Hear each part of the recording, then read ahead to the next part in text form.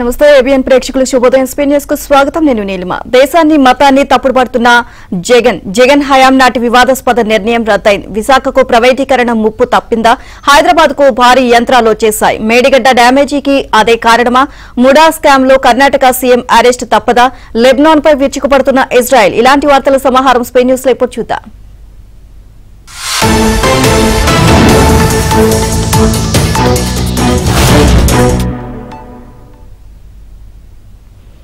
Pulivendula MLA Jagan Reddy తికమకలో పడ్డారు మక్క తిక్కగా మాట్లాడారు ఇక ఏం చెప్పాలనుకున్నారో తెలియదు కానీ ఏదేదో చెప్పేశారు ఇదేం దేశం ఇదేం సెక్యులరిజం ఇదేం హిందూయిజం అంటూ దేశాన్ని మతాన్ని తప్పుపట్టారు లడ్డూ వివాదం నేపథ్యంలో పంతం కొద్దీ తిరుమల పర్యటన పెట్టుకున్న ఆయన దాన్ని రద్దు చేసుకుని తాడేపల్లి ప్యాలెస్ లో ఎంపిక చేసుకునే మీడియాతో మాట్లాడారు తిరుమల లడ్డూ తయారీకి ఉపయోగించిన నెయ్యి కల్తీతో తనకు సంబంధం లేదని చెప్పుకుంటే సరిపోదు కానీ కల్తీని సమర్థించుకునేందుకు నానా తిప్పలు పడ్డారు పైగా సున్నితమైన మత సంప్రదాయాలు ఆలయ నిబంధనలను తప్పుపట్టేలా మాట్లాడారు దేవాలయాలకు వెళ్లే వాళ్లను మతం అడగడమా మనం ఎలాంటి దేశంలో నివసిస్తున్నాం ఇదేం హిందుత్వం ఇదేం సెక్యులరిజం అని గద్దించారు ఇక రాజ్యాంగం ప్రకారం భారత సెక్యులర్ అంటే లౌకిక దేశం ప్రభుత్వం అన్ని మతాలను సమానంగా చూడాలి ఇది నిర్వివాదాంశం కానీ ప్రార్థనా మందిరాలు సెక్యులర్ కాదు అవి ఖచ్చితంగా మతపరమైనవి 5 ఏళ్లు ముఖ్యమంత్రిగా పనిచేసిన వ్యక్తి ఇంత చిన్న లాజిక్ ఎలా మిస్ అయ్యారో తెలియడం లేదు హిందూ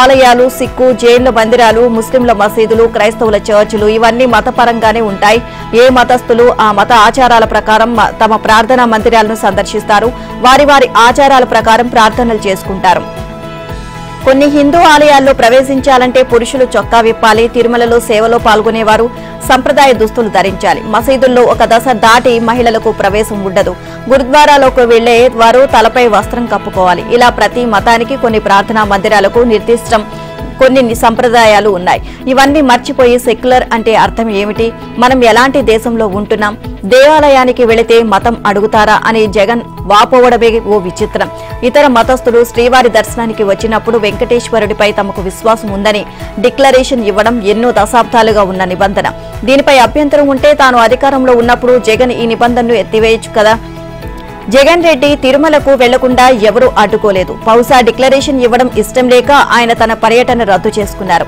ఈ విషయం పక్కన పెడితే జగన్ తాను అధికారంలో ఉన్నప్పుడు విజయవాడ కనకదుర్గమ్మ అమ్మవారికి సారీ ఇవ్వడానికి వెళ్లిన రాజధాని మహిళలను పోలీసు లాఠీలతో కొట్టించారు రాజధాని రైతుల తిరుమల పాదయాత్రకు అడ్డంకులు సృష్టించారు అరసవేలికి వెళ్లకుండా వెనుదిరిగేలా చేశారు మరి ఇప్పుడు వల్లెవేస్తున్న మానవత్వపు ముచ్చట అప్పుడేమైందో కల్తీ కాలేదా జగన్మోహన్ రెడ్డి తన సూక్తి ముక్తావళిలో ఇంకా అనేకమైన విన్యాసాలు ప్రదర్శించారు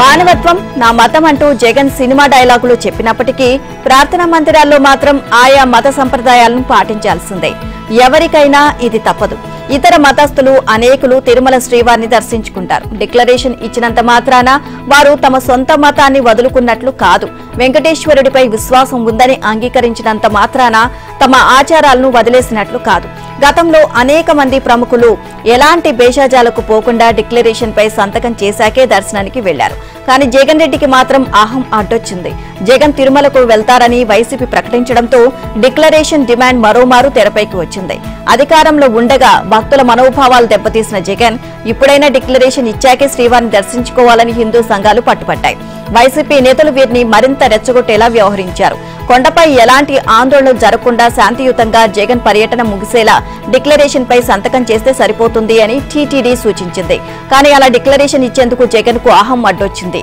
ఆ విషయాన్ని సూటిగా చెప్పకుండా ఆలయానికి వెళితే మతం అడుగుతారా నన్ను అడ్డుకుంటారా అని వాపోయారు ఒకవైపు తాను హిందువును కాదు అని అంగీకరిస్తూనే మరోవైపు డిక్లరేషన్ ఇచ్చేందుకు నిరాకరించడమేమిటో జగన్ కే తెలియాలి ఇక జగన్ తిరుమల పర్యటనను ఎవరూ అడ్డుకోలేదు దీన్ని బలప్రదర్శనగా మార్చేందుకు జరిగిన ప్రయత్నాలను మాత్రమే పోలీసులు నిలువరించారు తిరుపతిలో 30 పోలీస్ యాక్ట్ ను విధించారు తిరుమలకు వెళ్లి రచ్చ చేస్తారు అనే అనుమానం ఉన్న నేతలకు ముందస్తు నోటీసులు ఇచ్చారు జగన్ 5 ఏళ్ల పాలనలో నోటీసులు ముందస్తు గృహ నిర్బంధాలు కోకలలు అడుగు బయట పెడితే అరెస్టులే ఇలాంటివేవీ ఇప్పుడు జరగలేదు నిజానికి జగన్ తిరుమలకు వెళ్లే ప్రయత్నమే చేయలేదు డిక్లరేషన్ పేరుతో తనంతట తానే తన పర్యటన రద్దు చేసుకున్నారు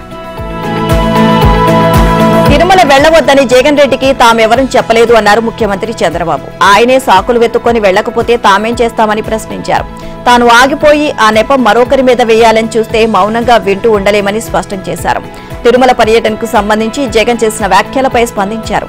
స్వామిపై భక్తి ఉన్నవారు ఎవరైనా తిరుమలకు వెళ్లవచ్చు. వేరే మతాల వారు వెళ్లాలి అనుకుంటే అక్కడి ఆచార సంప్రదాయాలు పాటిస్తూ నిశ్చింతగా వెళ్లరావచ్చు. ఇక జగన్ ను తిరుమల పోవద్దు అని ఎవరూ చెప్పలేరు. ఇక ర్యాలీలు ప్రదర్శనలు మాత్రం వద్దని చెప్పారు. ఇటీవల వెలుగులోకి వచ్చిన విషయాలతో భక్తుల మనోభావాలు దెబ్బతిన్నాయి. ఇటువంటి సమయంలో వేల మందితో ర్యాలీలు చేస్తామని అక్కడ స్థానికంగా ఉన్న నాయకులు ప్రకటనలు ఇచ్చారు. ఇక అటువంటివి జరగకుండా స్థానికంగా పోలీస్ యాక్ట్ 30 విధించి ర్యాలీలు ప్రదర్శనలు చేయవద్దని ఆదేశాలిచ్చారు. జగన్ కు వ్యక్తిగతంగా ఏ నోటీసు ఇవ్వలేదు. తిరుపతిలో ఉన్న ఆయన పార్టీ నేతలకు మాత్రమే ర్యాలీలు చేయవద్దని నోటీసులు ఇచ్చారు. ఆయనకి ఇచ్చి ఉంటే చూపించమనండి, అబద్దాలు చెప్పి ప్రజలను మభ్యపెట్టడం సరికాదు అని హితవు పలికారు. తిరుమల హిందువులకు పెద్ద పుణ్యక్షేత్రం. జీవితంలో ఒక్కసారైనా స్వామిని సందర్శించి మొక్కులు తీర్చుకోవాలి అన్నది అనేక మంది కోరిక. ఆలయంలో కొన్ని ఆచార సంప్రదాయాలు ఉన్నప్పుడు దాన్ని పాటించడం సందర్శించేవారు పాటించాల్సిన కనీస ధర్మం. తిరుమల పవిత్రతను అందరూ కాపాడాలి. ఆగమ పద్ధతులు, ఆలయ సంప్రదాయాలు పాటించకపోతే భక్తులు బాధపడతారు. ఇంతకు ముందు కూడా డిక్లరేషన్ ఇవ్వకుండా వెళ్లాను కాబట్టి మళ్లీ వెళ్తాను అనడం ఏం పద్ధతి? ఒకసారి ధిక్కరించారు కాబట్టి మళ్లీ ధిక్కరిస్తారా? చట్టాలను మనమే గౌరవించకపోతే ప్రజలు ఇంకా ఎందుకు గౌరవించాలి? ఏ సంప్రదాయాలు పాటించేది లేదని రౌడీజం చేస్తారా? జమ్మూ కాశ్మీర్ ముఖ్యమంత్రి కూడా ఈ ఆలయంలో డిక్లరేషన్ ఇచ్చి స్వామివారి దర్శనానికి వెళ్లారు. మరి వీళ్లకు ఏంటి ఇబ్బంది అని చంద్రబాబు విరుచుకుపడ్డారు. తిరుమల లడ్డూ ప్రసాదం నెయ్యిలో జంతు కొవ్వు కల్తీ జరిగింది అంటూ వస్తున్న ఆరోపణలపై తక్షణమే సీబీఐ విచారణకు ఆదేశించాలి. లేదంటే రాష్ట్ర ప్రభుత్వం విచారణ కోసం వేసిన సిట్ తన ప్రత్యక్ష పర్యవేక్షణలో పనిచేసేలా సుప్రీంకోర్టు ఆదేశించాలి అని ఏపీసీసీ అధ్యక్షురాలు వైఎస్ షర్మిల విజ్ఞప్తి చేశారు. తిరుమల లడ్డూ వివాదాన్ని సుప్రీంకోర్టు సుమోటోగా స్వీకరించి దర్యాప్తు చేయాలని లేఖలో కోరారు. రాష్ట్రంలో మత ఘర్షణలకు ఆజ్యం పోసేలే అధికార ప్రతిపక్ష పార్టీలు వ్యవహరిస్తున్నాయని అన్నారు. దీక్షలు ప్రమాణాలు కాదు, నిజం కావాలి. డిక్లరేషన్ నిబంధనలు అందరికీ వర్తిస్తాయి అన్నారు. ఇక మార్కెట్లో ఆవు నెయ్యి 700 నుంచి 1000 మధ్య కనిష్ట ధరకు దొరుకుతోంది. అదే నెయ్యి 310కి ఇస్తామంటే అది కల్తీది అన్న కామన్ సెన్స్ జగన్ కు లేదా? లడ్డూలో కల్తీ జరిగిందని తెలుసు, జంతువుల ఆయిల్ కలిపారని కూడా తెలుసు. ఎన్డీటీబీ రిపోర్టు కూడా సాక్ష్యంగా ఉంది. మరి అన్ని ఆధారాలు ఉన్నా చర్యలెందుకు లేవు అని ప్రశ్నించారు. తిరుమల లడ్డూ అంశంపై సవాళ్లు, ప్రతి సవాళ్లు, ప్రమాణాలు, ప్రక్షాళనలు కాదు, నిజం కావాలి అని షర్మిల డిమాండ్ చేశారు. ఏపీ మైనింగ్ శాఖ మాజీ ఎండీ వెంకట్రెడ్డికి విజయవాడ ఏసీపీ కోర్టు రిమాండ్ విధించింది. ప్రభుత్వ ఖజానాకు 2566 కోట్లు నష్టం చేకూర్చారని ఆయనపై అభియోగం ఉంది.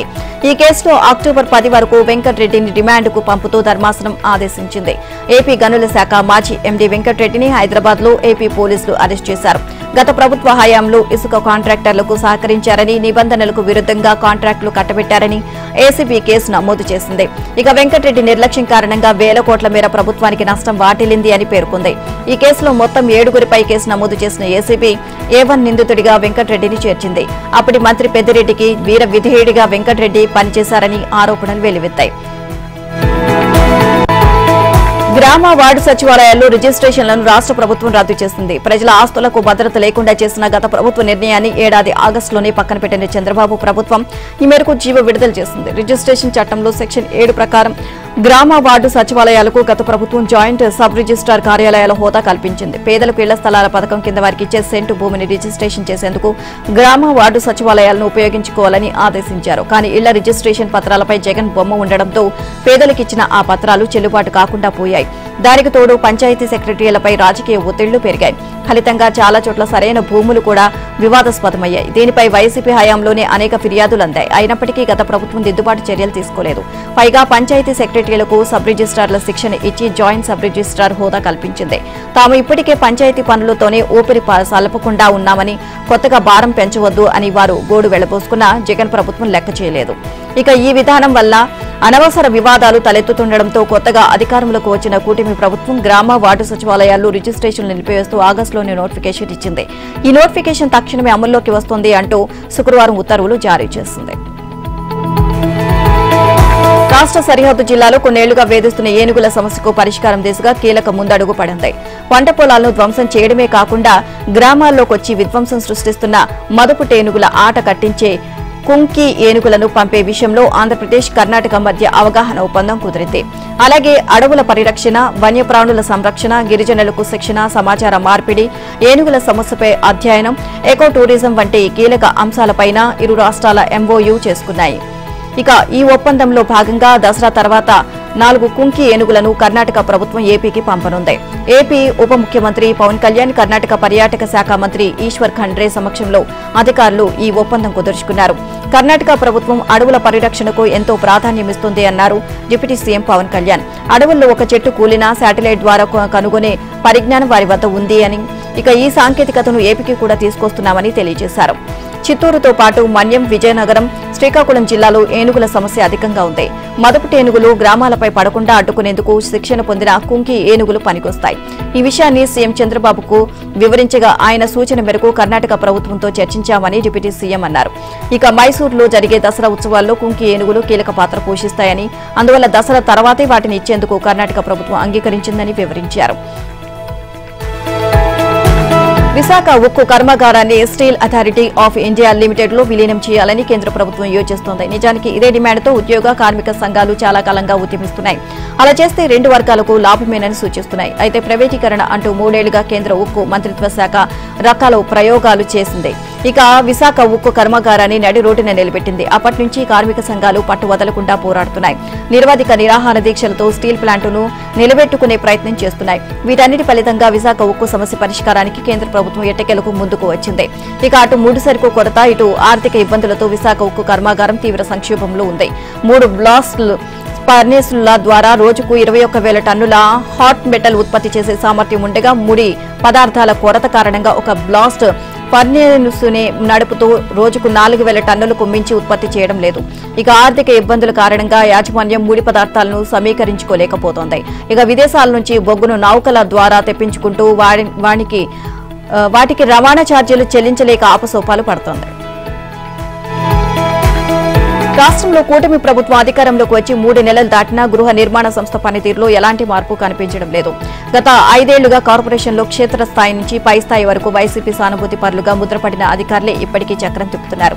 విజయవాడలోని కార్పొరేషన్ ప్రధాన కార్యాలయంలో అడ్మినిస్ట్రేషన్, ఇంజనీరింగ్, ఫైనాన్స్ విభాగాల్లో జగన్ భక్త అధికారులే ఇప్పటికీ కీలక స్థానాల్లో ఉన్నారు. పేదల ఇళ్ల నిర్మాణాలకు సంబంధించి కాంట్రాక్టర్లకు బిల్లుల చెల్లింపులు, కార్పొరేషన్ ఉద్యోగుల సర్వీస్ అంశాలపై వైసీపీ అధికారుల కోటరీ అడ్డగోలు వ్యవహారాలు సాగిస్తున్నట్లు విమర్శలు వెల్లువెత్తుతున్నాయి.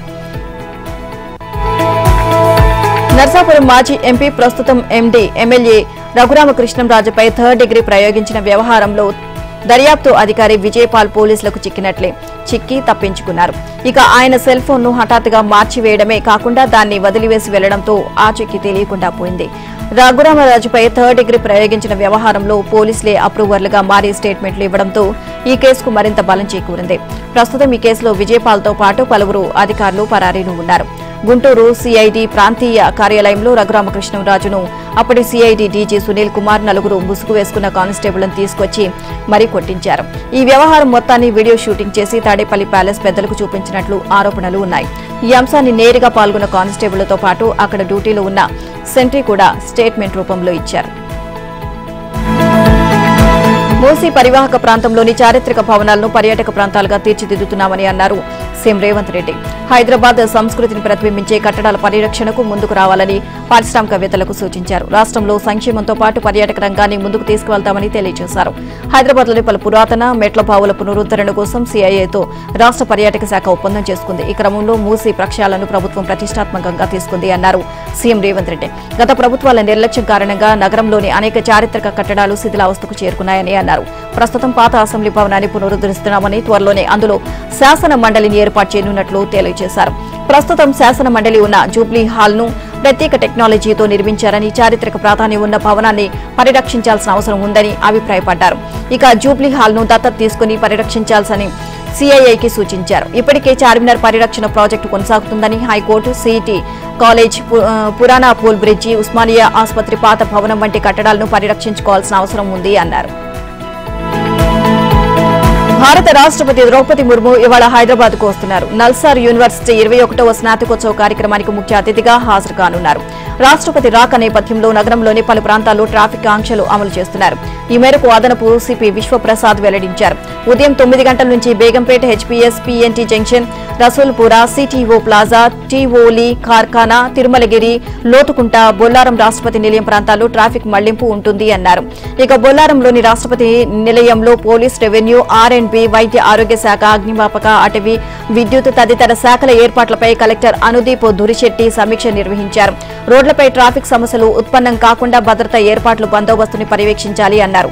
అనంతరం రాష్ట్రపతి నిలయంలో ఏర్పాటు చేసిన 8 రాష్ట్రాలకు సంబంధించిన స్టాళ్లను, 4 ఫుడ్ కోర్టులను, మీడియా సెంటర్ను, ఇతర స్టాల్స్ ను పరిశీలించారు.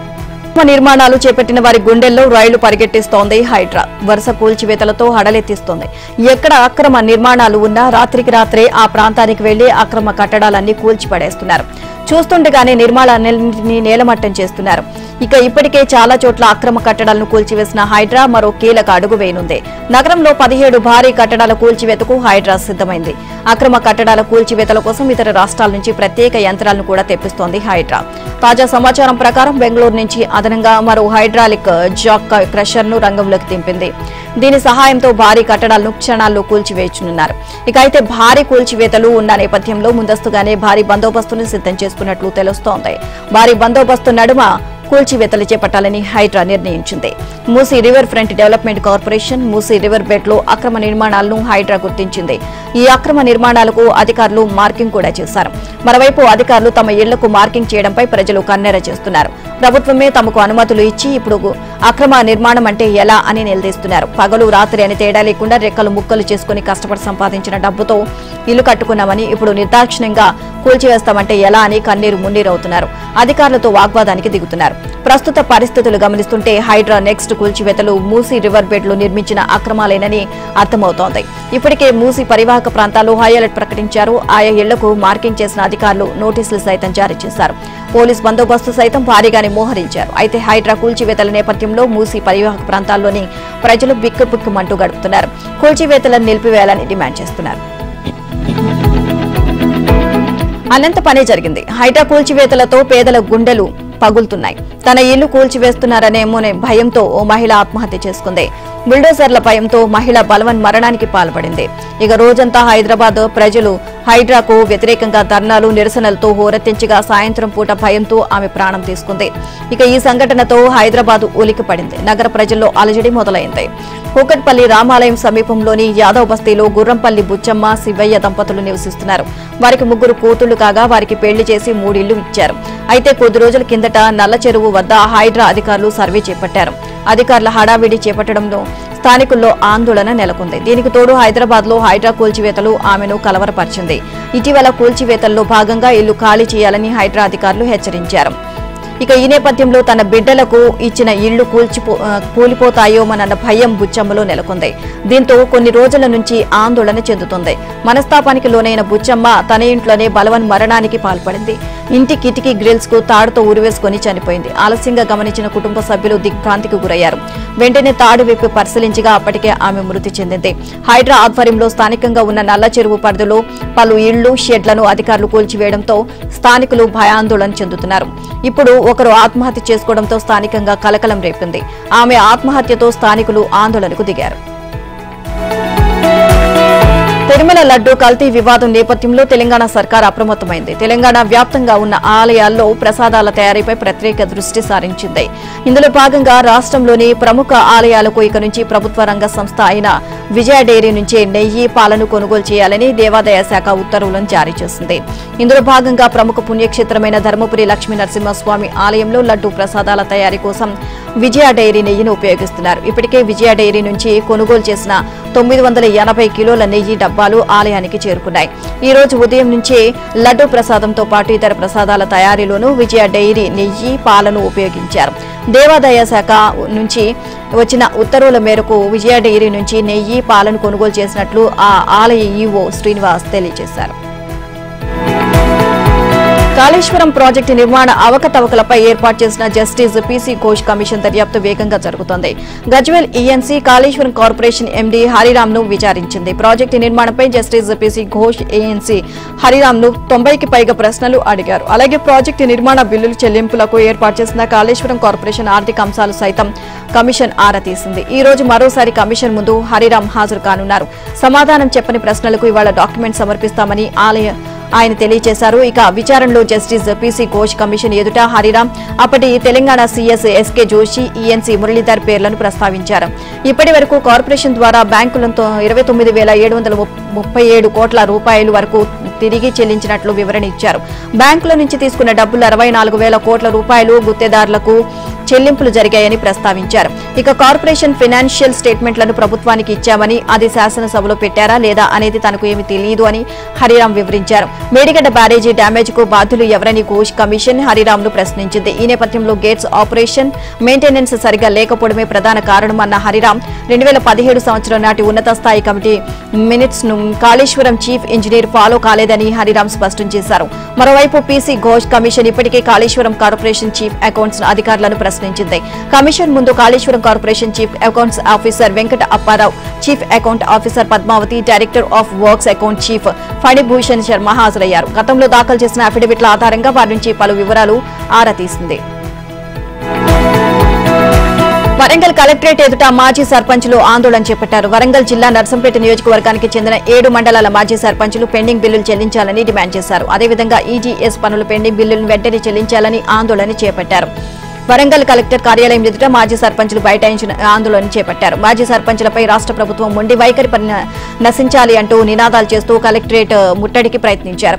దీంతో మాజీ సర్పంచులను పోలీసులు అడ్డుకున్నారు. దీంతో మాజీ సర్పంచులు పోలీసుల మధ్య వాగ్వాదం చోటు చేసుకుంది. దీంతో కలెక్టర్ కార్యాలయం ఎదుట ఉద్రిక్త వాతావరణం నెలకొంది. ఎటువంటి అవాంఛనీయ సంఘటనలు జరగకుండా పోలీసులు మాజీ సర్పంచులను అడ్డుకుని సముదాయించారు. అనంతరం మాజీ సర్పంచులు అందరూ కలిసి కలెక్టర్ కు వినతి పత్రం అందజేశారు. తమ పదవీ కాలంలో అభివృద్ధి పనులు చేసిన బిల్లులు విడుదల చేయాలని డిమాండ్ చేశారు. సర్పంచుల వినతి పత్రంపై కలెక్టర్ సానుకూలంగా స్పందించారు. సిద్దిపేట జిల్లా చేర్యాలలో గత సంవత్సరం చేర్యాల మున్సిపాలిటీకి కేటాయించిన చీరలను పూర్తి స్థాయిలో పంపిణీ చేయకపోవడంతో మున్సిపల్ కార్యాలయంలోనే గుట్టలుగా పేరుకుపోయాయి. కానీ అధికారులు మాత్రం చీరలను పూర్తి స్థాయిలో పంపిణీ చేసినట్లు రిజిస్ట్రార్లలో నమోదు చేయడంతో కార్యాలయంలో నిల్వ ఉన్న చీరల పరిస్థితి ఏంటి అని ప్రజలు చర్చించుకుంటున్నారు. గత బీఆర్ఎస్ ప్రభుత్వ హయాంలో బతుకమ్మ పండుగ సందర్భంగా రాష్ట్రంలోని ఆడపడుచులకు చీరలు పంపిణీ చేస్తుంది. బతుకమ్మ చీరల పంపిణీలో అవకతవకలు జరిగాయని ఆరోపణల నేపథ్యంలో ప్రస్తుత కాంగ్రెస్ ప్రభుత్వం మహిళలకు బతుకమ్మ పండుగ కానుకగా చీరల పంపిణీ నిలిపివేశారు. అయితే గత సంవత్సరం పంపిణీ చేయకుండా ఉన్న బతుకమ్మ చీరలను సిద్దిపేట జిల్లా చేర్యాల సాంఘిక సంక్షేమ బాలుర హాస్టల్లోని ఒక గదిలో సుమారు 5,000 చీరలను భద్రపరిచారు. గతేడాది రాష్ట్ర ప్రభుత్వం లబ్ధిదారులకు పంపిణీ చేయమని పంపిన చీరల్లో వేల సంఖ్యలో చీరలను పంపిణీ చేయకుండా నిల్వ ఉంచడంలో లక్షల రూపాయల ప్రభుత్వం ధనం వృధా అయింది. ఇక ఈ బీఆర్ఎస్ ప్రభుత్వం ఒక చేర్యాల మున్సిపాలిటీకి సుమారు 20,000కు పైగా చీరలను పంపిస్తే అందులో సుమారు 5,000కు పైగా చీరలు మిగిలిపోయినప్పటికీ అధికారులు మాత్రం రికార్డుల్లో పూర్తి స్థాయిలో పంపిణీ చేసినట్లు నమోదు చేసినట్లు విమర్శలు వినిపిస్తున్నాయి. ఇక చేర్యాల మున్సిపాలిటీలోనే సుమారు 10 లక్షల రూపాయలు విలువ చేసే 5,000కు పైగా చీరలు నిల్వ చేసి ఉన్నాయంటే రాష్ట్ర వ్యాప్తంగా ఎన్ని కోట్ల రూపాయలు ప్రజాధనం వృధా అయ్యిందో ప్రజలు అనుమానం వ్యక్తం చేస్తున్నారు. అసెంబ్లీ ఎన్నికల సమయంలో గత బీఆర్ఎస్ ప్రభుత్వ పెద్దల ఫోటోలతో ఉన్న బతుకమ్మ చీరలను ఎన్నికల కోడ్ నేపథ్యంలో జిల్లా కేంద్రాలు పంపించాలని కానీ చేర్యాల మున్సిపల్ కార్యాలయంలోని నిల్వ చేయడంతో ఉన్నతాధికారులకు తెలిసే నిల్వ చేశారా అన్న అనుమానాలు కూడా వ్యక్తమవుతున్నాయి. కొరియోగ్రాఫర్ జానీ మాస్టర్ లైంగిక వేధింపుల వ్యవహారం కేసులో జానీ మాస్టర్ ను పోలీసులు కస్టడీలోకి తీసుకుని విచారణ చేస్తున్నారు. అయితే జానీ మాస్టర్ విచారణలో పలు ఆసక్తికర విషయాలు బయటకు వచ్చాయి. ఈ కేసులో జానీ మాస్టర్ డైరెక్టర్ సుకుమార్ పేరును ప్రస్తావించారు. పోలీసులు జానీ మాస్టర్ ను విచారించాలని కస్టడీకి కోరగా కోర్టు 4 రోజుల కస్టడీకి అనుమతించింది. దీంతో ప్రస్తుతం జానీ మాస్టర్ ను విచారిస్తున్నారు.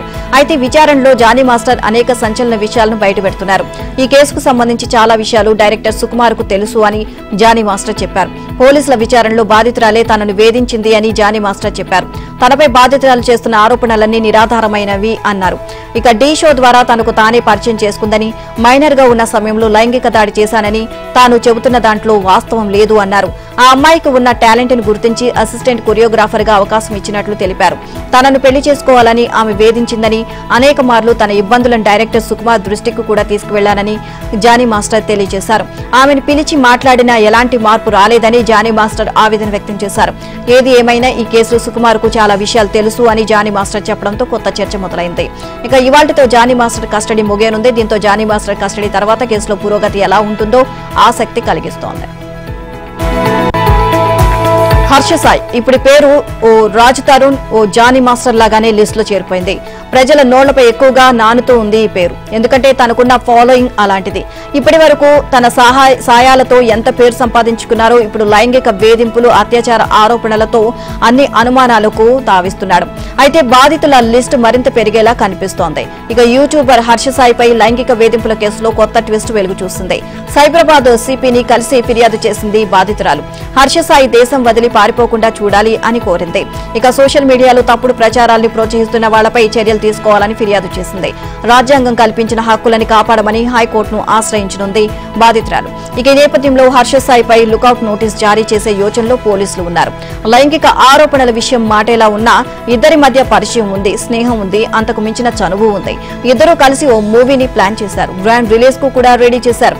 అయితే ఎప్పుడైతే డబ్బుల దగ్గర లెక్కలు తేడా కొట్టాయో అక్కడి నుంచి మొదలైంది ఈ వివాదం. కాపీ రైట్స్ ఇవ్వను అని అన్నందుకు పిలిచి డ్రింక్స్ లో సెడేటివ్స్ కలిపి వీడియోలు తీసి రేప్ చేశాడు అన్నది బాధితురాలి మాట. లేదు అసలు హర్ష సాయి పాపులారిటీని చూసి ఓర్వలేక అతన్ని డిఫేమ్ చెయ్యాలి అని కావాలనే ఫాల్స్ కేసు పెట్టారు అన్నది హర్ష సాయి మాట. Mysore urban development authority MUDA భూముల కుంభకోణం కర్ణాటకలో తీవ్ర సంచలనం రేపుతోంది. ఈ కేసులో స్వయంగా సీఎం సిద్దరామయ్య పైనే కేసు నమోదు కావడం ఇప్పుడు తీవ్ర చర్చనీయాంశంగా మారింది. ఇప్పటికే ముడా కుంభకోణంలో తీవ్ర ఆరోపణలు ఎదుర్కొంటున్న సిద్దరామయ్యను తాజాగా ఈ కేసులో నిందితుడిగా లోకాయుక్త పేర్కొంది. ఈ కేసులో A1 గా సిద్దరామయ్య పేరు FIR లో పేరు నమోదు చేశారు. సిద్దరామయ్యతో పాటు ఆయన సతీమణి పార్వతి, బావమర్తి మల్లికార్జున స్వామితో పాటు మరో వ్యక్తి పేరును నిందితుల జాబితాలో చేర్చింది. ఈ నేపథ్యంలో ఈ కేసులో ఆయనకు రోజురోజుకు మరిన్ని చిక్కులు ఎదురవుతున్నాయి. ఇక ముడా భూముల కుంభకోణానికి సంబంధించి ఫిర్యాదులు అందిన నేపథ్యంలో ప్రత్యేక కోర్టు కర్ణాటక లోకాయుక్త అధికారి ఆధ్వర్యంలో దర్యాప్తు చేయాలని ఆదేశాలు జారీ చేసింది. ఈ క్రమంలోనే తాజాగా సీఎం సిద్దరామయ్యపై లోకాయుక్త కేసు నమోదు చేసింది. FIR లో A1 గా సిద్దరామయ్య పేరును చేర్చింది.